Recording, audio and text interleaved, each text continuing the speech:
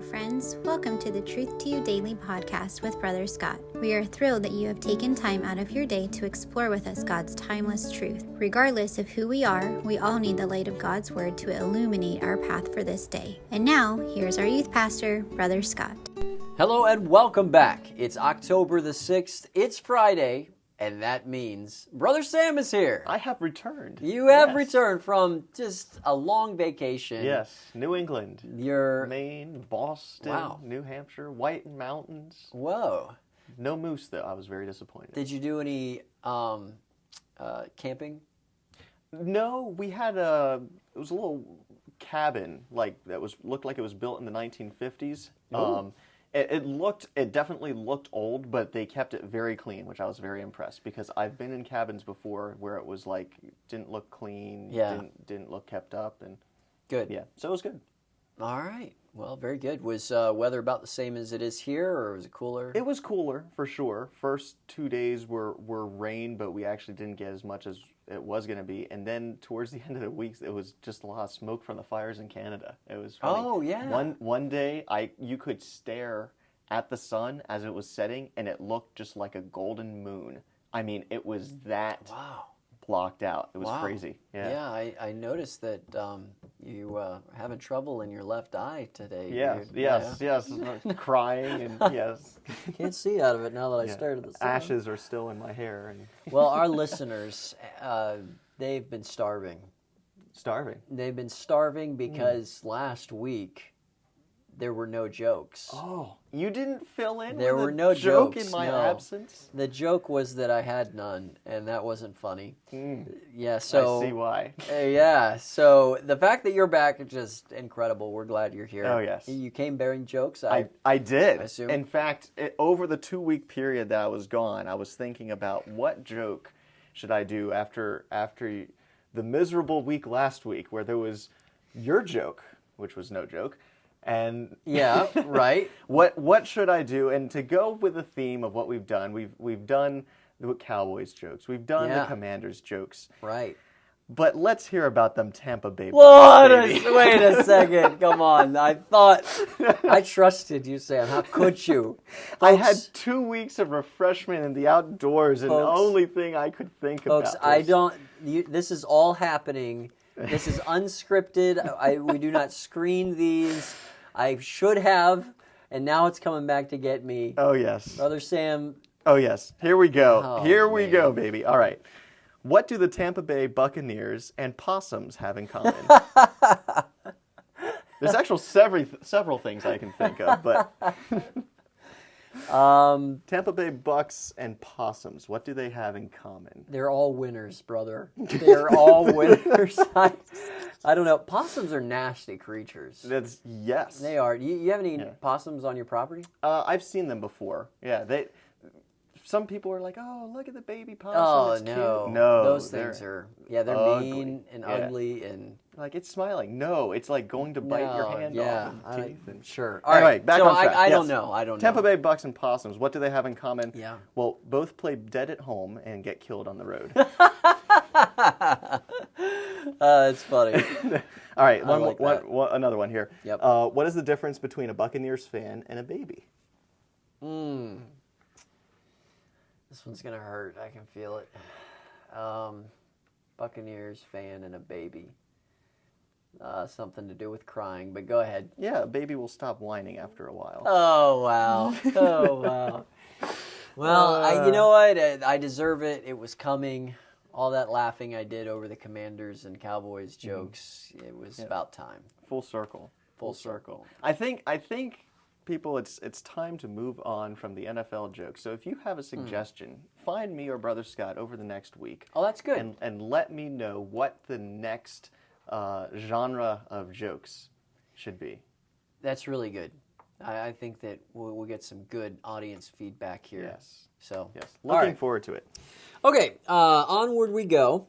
We are in the book of Proverbs, and we have a memory verse.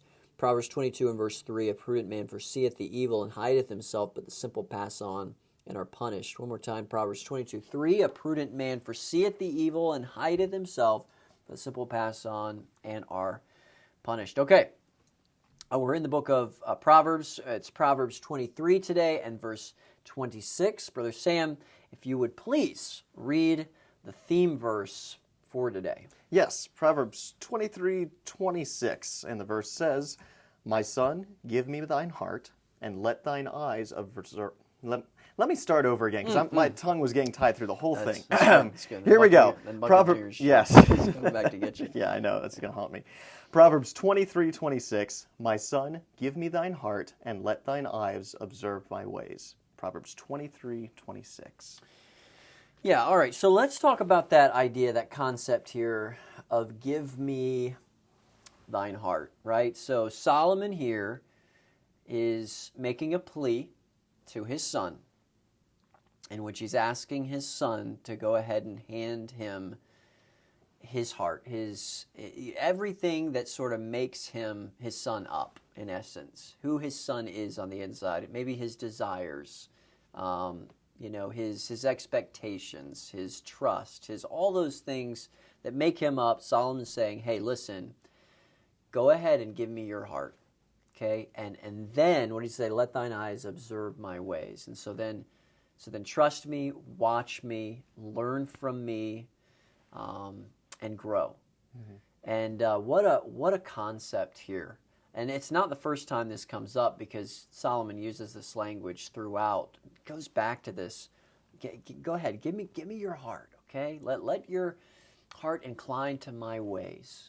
Just reiterating this over and over again. So let's just talk a little bit here around this concept. And the question I have for you to start off with is, did you ever do that with your parents? Yeah, I can't necessarily say it was, a revival service. I made a decision and went down front and, committed and had a decision card and prayed with someone about it. It wasn't anything like that. But from a young age, I'd say probably elementary school time frame, where I was, understanding and thinking more about future and figuring out, okay, my parents said, well, don't do this, or we don't want you to hang around these people or something. And I'd have to not just obey them because it's the right thing to do, but when they said, there's a reason that we're doing this, and sometimes they would say, we can't tell you why now, because I wasn't either old enough to understand or didn't need to know, and then later they would, you me years later, and I look back and I'm like, I had no clue. Yeah. But yeah, okay. I definitely made that decision, and tried to, obviously you're not always going to be perfect in following and obeying your parents, right? Mm-hmm, but there was a conscious effort made to obey them and understand that they knew what was better for me than I did. Yeah, yeah. And when I think about this, and that's something I think I did, I don't want to say unknowingly, but sort of like you said, it wasn't like I came forward in a service and then it made all the difference in the world. It wasn't anything like that, but there was a definite part of me that had entrusted, my parents with everything that I was. And I think about the day that we're living in, and how, there seems to be an effort, just maybe it's pull of the world or the natural, temptation from, the Satan himself to entrust our heart to other people, even outside of parents, right? Someone who maybe early on, a teenage guy who, falls head over heels for a young lady, and they, in essence, give their heart away, right? You hear that type of terminology, and what tends to happen there is, what do they say? Love is blind, right? So, instead of maybe giving the benefit of the doubt to mom and dad, now they're giving the benefit of the doubt to friends or this girlfriend or this some other person, and now they trust that person. And boy, that concept is actually supposed to be directed, towards our parents, those who are looking out for us, our guardians. And so that's kind of what I think of, and I think I can relate, to your experience as well, of having done that. But let's develop this a little further, because childhood and growing up, it's not without challenges. No. So our listeners, they sit there and, they had challenges just like we had challenges. And so let's kind of go into that arena, and here would be the second question, and that would be this: what was the most when was this the most challenging? So in other words, I've given my heart per se, I've entrusted who I am to my parents. I'm giving them the benefit of the doubt. They can see things that I can't. They give me instruction. I accept it for what it is. I've done that. Was there a time in your life when that seemed most challenging? Yeah, absolutely. And there's not even a close second place for this. All right. And this obviously can apply for everyone, but specifically upperclassmen that might be listening, think about this a bit, because this is coming down the road for you. Yeah. When I went to college, I went to Bob Jones for 1 year, and I was down there. Academics were very challenging, but I loved it. I loved being down there, loved the people, loved the friends that I made. I was down there for a year, and a month before I was supposed to go back, my parents sat me down and told me that I wasn't going back. And that was, and at the Gut time, punch. that was just one of those things. Like, is this a nightmare? Is this, and I didn't understand the reasoning, and my parents didn't have, quote unquote, a good reason for me, and that they said, we just don't have a peace about it. Yeah. And in my mind, I was like, that isn't enough. Like, right. like, you can't just tell me this, and I'm like, I don't feel this way, and that was something that was very hard. And I'm not gonna say that it was one of those things where I'm like, oh well, mother, father, if that's what you wish, so be it. Sure. That was a very challenging time that I went through, and a struggle to figure out, well, what do I do in this scenario? Do I rebel against them? And I had the ability to go my own way and go back to that college on my own. Yeah.